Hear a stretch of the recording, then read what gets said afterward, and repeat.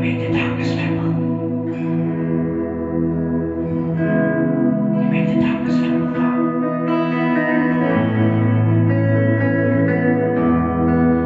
Peace, bring it all to peace. The storm surrounding me, let it break. At your name, still call the sea to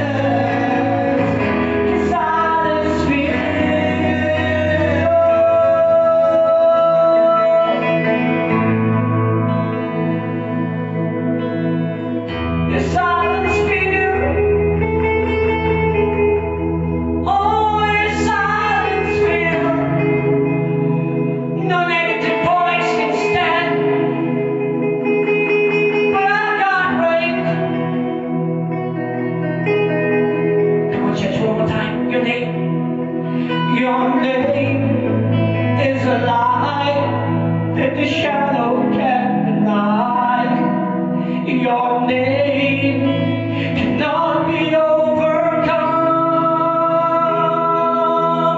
Your name is alive, forever lifted high. Your name cannot be overcome. Sing it louder, your name. Your name is alive, that the shadows can't deny. Your name cannot be overcome. Your name is alive, forever lifted high. Your name cannot be overcome. Let's declare together, Jesus, Jesus, Jesus. You make the darkness tremble. Jesus, Jesus. You silence fear. Jesus, Jesus. You make the darkness tremble.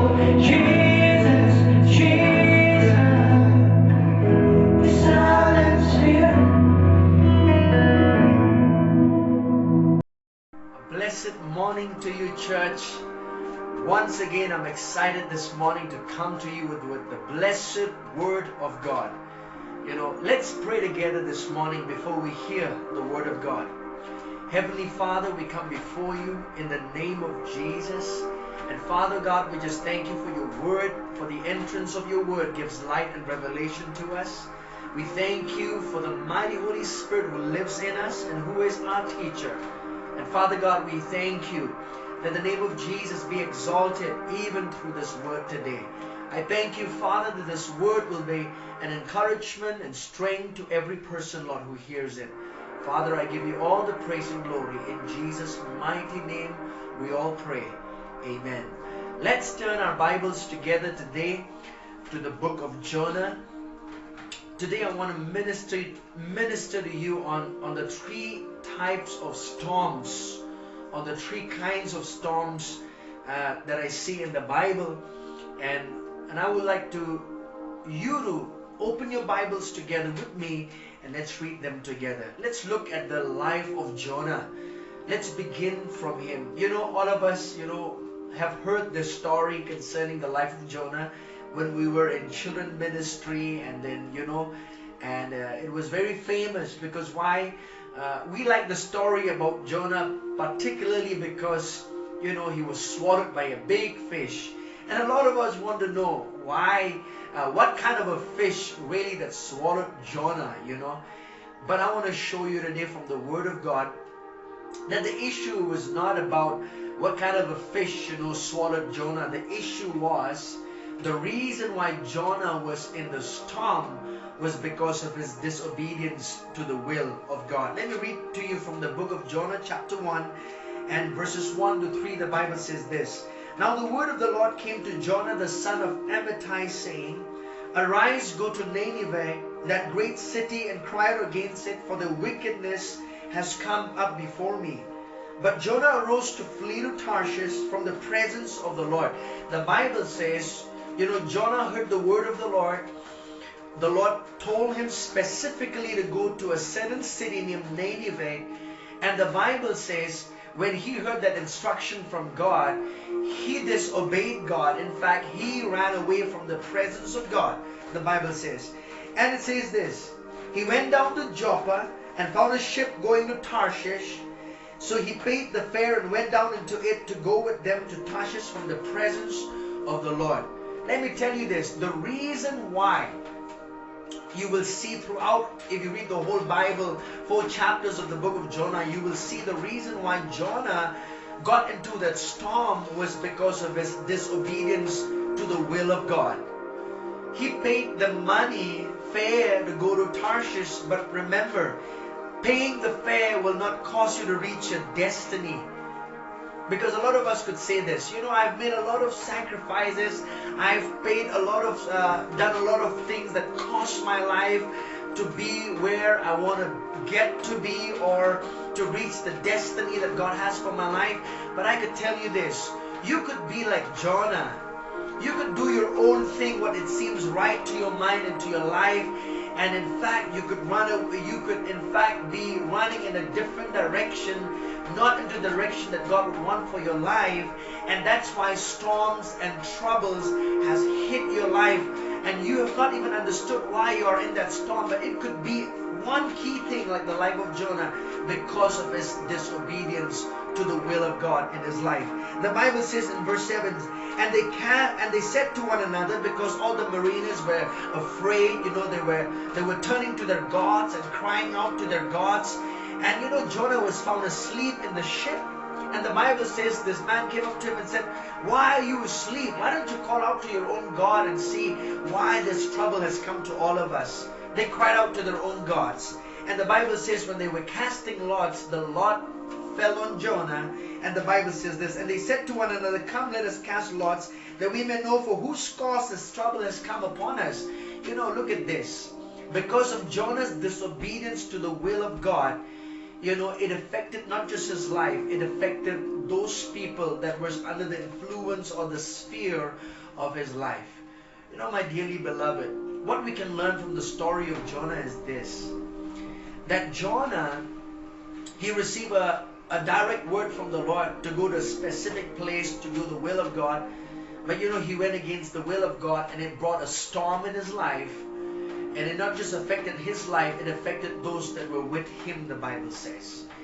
And but there is a key thing that you can learn also from the life of Jonah, that though disobedience, brought storm into the life of Jonah, but there was a prayer that he prayed, a prayer of repentance to God.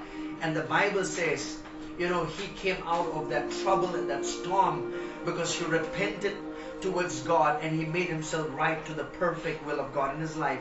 In Jonah chapter 2 verse 1, the Bible says, "Then Jonah prayed to the Lord his God from the fish's belly, and he said, I cried out to the Lord because of my affliction. He answered me," the Bible says. So when Jonah called God out of the trouble that he was in because of his own disobedience, God did not leave him behind. In fact, God answered him and brought in. The Bible says, that great fish that swallowed Jonah, in fact, what happened? It led out Jonah to the place that God wanted him to be there. If you read chapter 3 of the book of Jonah, I like this. Our God is a God of second chances, It could be right now in your life that you have missed out walking in the perfect will and plan that God has for your life.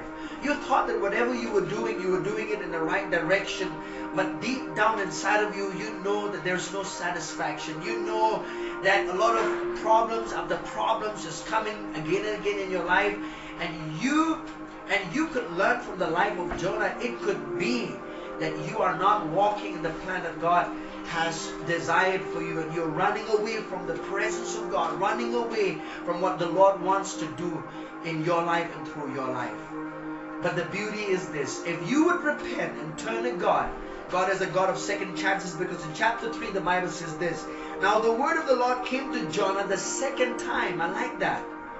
God is a God of second chances, and He will give you another chance if you are willing and obedient to turn to Him, to repent, and to make your ways right in your life.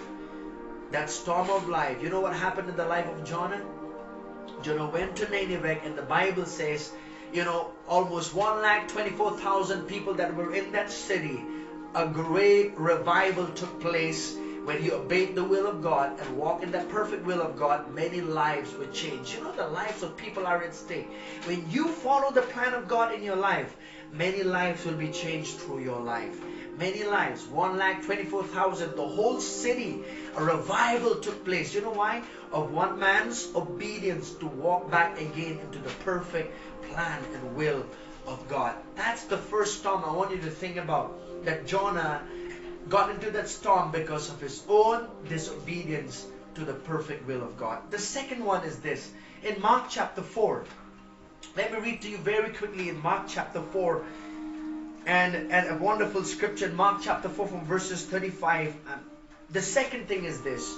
Storms come to our lives because we are in fact walking in the perfect plan and will of God. in the book of in Mark chapter 4 verse 35, the Bible says this: on the same day when evening had come, he said to them, let us cross over to the other side.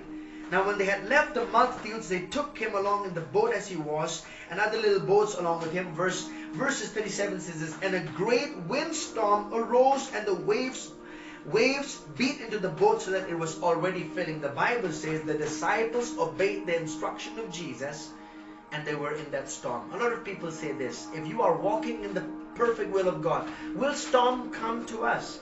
I'll tell you, these disciples, they obeyed the instructions of Jesus, and storms came. But let me tell you this: when storm comes against your life, it doesn't mean you're out of the will of God. In fact, when storms come, it could also be an indication that you are walking in the plan of God, because all of hell will break loose against your life when you are walking in the plan of God. You know why? Because the devil knows if you are walking in the perfect plan of God, there'll be a kingdom expansion. There'll be people's lives that will be blessed through your life abundantly. So let me tell you this. You know, Jesus was in that boat with the disciples. You know why? When you obey the will of God, when you obey the instruction of Jesus, He will be with you, and He will be with you in trouble. In fact, He will take you out of that trouble. And that's what happened to the life of the apostles. The Lord took them out of the trouble. You remember the book of Daniel, chapter 3? The Bible says this. Let me just remind you about Shadrach, Meshach, and Abednego. You know, they were kept in a fiery furnace by Nebuchadnezzar because of their faith, because of their belief in God. And the Bible says they were bounded and thrown into a furnace that heated 7 times than a normal time that it was heated, the Bible says. And the Bible says, you know what? God, Jesus was the 4th man in that furnace with them.